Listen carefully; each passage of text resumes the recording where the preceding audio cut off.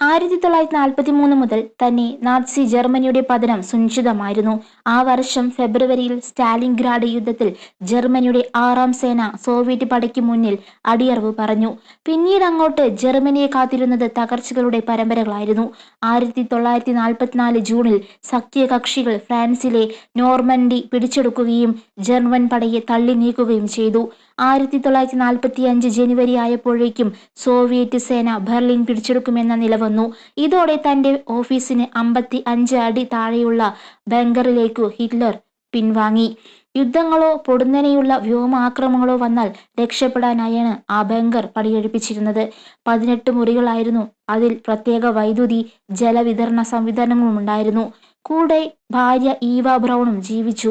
എന്നാൽ അനിവാര്യമായ തിരിച്ചടി ഹിറ്റ്ലറിന് ഭവിക്കുക തന്നെ ചെയ്തു. 2ാം ലോകയുദ്ധത്തിൽ തന്റെ പ്രതീക്ഷകളെല്ലാം നശിച്ചതോടെ ഹിറ്റ്ലറും ഈവയും ആത്മഹത്യ ചെയ്തു. ലോക ചരിത്രം കണ്ട ഏറ്റവും ക്രൂരനായ ഏകാധിപതികളിലൊരാളായ അഡോൾഫ് ഹിറ്റ്ലർ അളവറ്റ സമ്പത്തിനും ഉടമയായിരുന്നു. ഏകദേശം $400 കോടി മൂല്യമുള്ളതായിരുന്നു ഈ സമ്പത്ത്.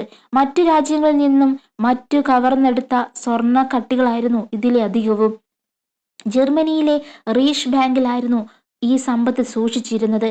എന്നാൽ പിന്നീട് ഇത് ബാങ്കിൽ നിന്ന് അപ്രത്യക്ഷമായി. എങ്ങോട്ടേക്കാണ് ഇത് പോയതെന്നത് ഇന്നും ഉത്തരം കിട്ടാത്ത ചോദ്യങ്ങളുമാണ്. ഇന്നും ധാരാളം പേർ ഈ വമ്പൻ നിധി കണ്ടെത്താനായി വലിയ ശ്രമം നടത്തിക്കൊണ്ടിരിക്കുകയാണ്. ജർമ്മനിയിലെ ഡ്യൂച്ച്നോഡോർഫിലെ ഏതോ ഒരു വിദൂര മേഖലയിൽ ഹിറ്റ്ലർ ഈ സമ്പത്ത് ഒളിപ്പിച്ചെന്നാണ് പ്രബലമായ ഒരു വിശ്വാസം. ഓസ്ട്രിയയിലെ ഡോപ്ലിറ്റ്സ് തടാകത്തിന്റെ അടിത്തട്ടിൽ ഉണ്ടെന്ന് മറ്റു ചിലർ കരുതുന്നു. ലോകമെമ്പാടുമുള്ള ബാങ്ക് അക്കൗണ്ടുകളിലായി രഹസ്യമായി നിക്ഷേപിച്ചിട്ടുണ്ടെന്നാണ് മറ്റൊരു വാദം. ഏതായാലും ഒട്ടേറെ നിധിവേട്ടക്കാരുടെ ഉറക്കം കെടുത്തുന്ന ഈ നിധി ഇന്നും കാണാമറയത്ത് തന്നെ.